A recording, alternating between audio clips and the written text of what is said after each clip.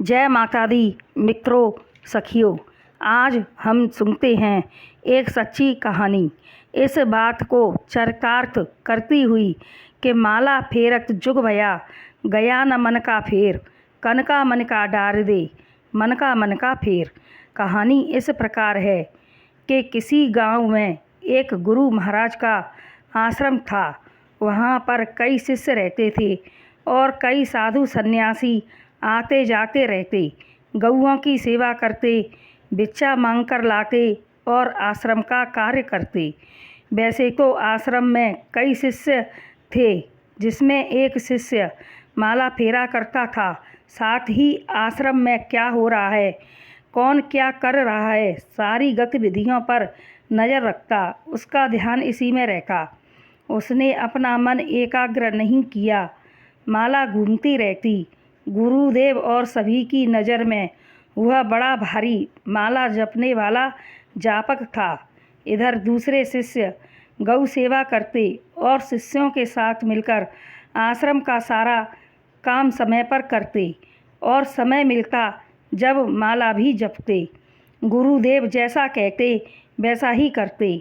एक बार एक साधुओं की टोली चारों धाम यात्रा पर जा रही थी। उन्होंने यहाँ साधुओं का आश्रम देखा तो यहीं रात बिताने का विचार किया। इतने साधुओं के आ जाने से आश्रम का काम भी बढ़ गया, लेकिन माला जपने वाले शिष्य ने फिर भी किसी काम में हाथ नहीं बटाया। ऐसा अनेकों बार हुआ। काम ज़्यादा होने पर भी उसने कुछ नहीं किया। समय आने पर, बूढ़ा होने पर उसकी मृत्यु हुई और वह भगवान के यहाँ पहुँचा।